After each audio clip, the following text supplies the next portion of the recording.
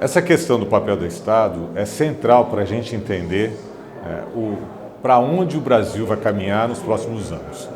Que tamanho e que papel que nós precisamos reservar para o Estado numa economia de mercado e num cenário em que o particular, as empresas, têm assumido protagonismo em investimentos que são de natureza pública, em prestação de serviços que são de natureza pública, seja por intermédio de concessões ou por intermédio de parcerias ou autorizações.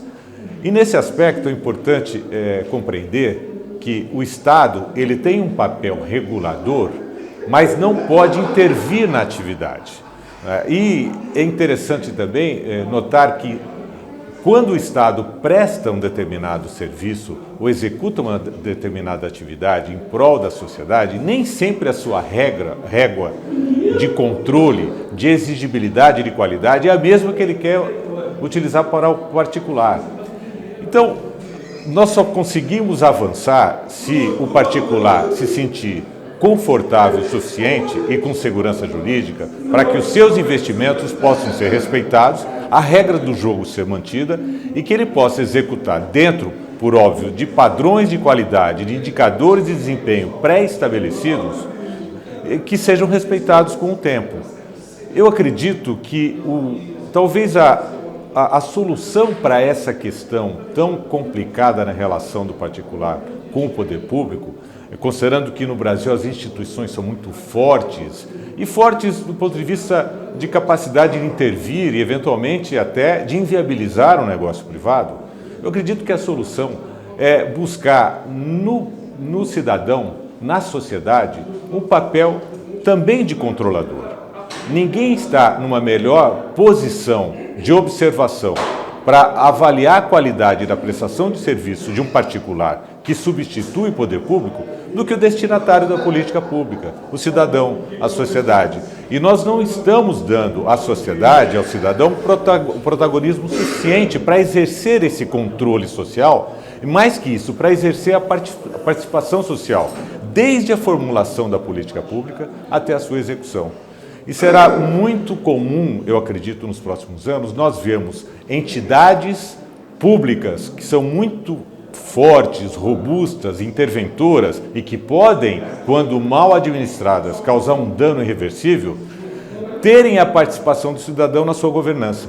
Então, essa governança ampliada de instituições públicas, órgãos sancionadores, administração tributária, que tem um poder muito grande, essa governança com a participação do cidadão mitiga riscos de uma má utilização dessas estruturas públicas.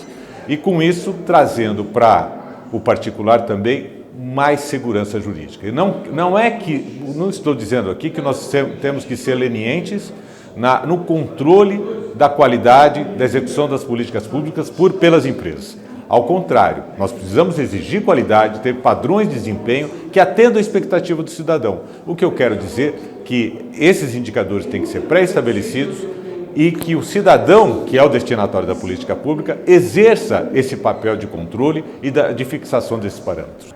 Nós somos uma sociedade, um país bem particular, né? Eu costumo dizer que o Brasil é muito mais Estado do que nação. As instituições são muito fortes. E a gente vive um momento, Márcio, de uma certa desconfiança interinstitucional. Instituições muito fortes que não confiam umas nas outras. Isso é perigosíssimo. E a má notícia é que o Estado, o cidadão também não confia no Estado. E devo dizer também que o Estado também não confia plenamente no cidadão. Então, nós devemos observar o que acontece em democracias mais maduras, na Europa. Portugal é um exemplo brilhante da evolução da administração pública, num papel do Estado mais regulador da atividade econômica, das políticas públicas exercidas por particulares, que precisa ser observado, daí a importância dessa integração do Brasil com a Europa, particularmente com Portugal. E temos outros exemplos muito específicos em determinadas áreas da administração pública, que podemos beber na fonte nos Estados Unidos, o sistema sancionador de mercado é muito eficiente na área anticorrupção, da própria França, a administração pública muito avançada. Enfim, exemplos existem, mas eu gosto sempre de frisar que nós temos capacidade no Brasil, inteligência suficiente para, considerando as nossas peculiaridades, as nossas desigualdades regionais, a diversidade de nível de maturidade das diversas administrações públicas. Nós temos 5.570 municípios, nós temos condições de estruturar um modelo gerencial e de governança pública que atenda à nossa expectativa. Esse é o nosso grande desafio no futuro.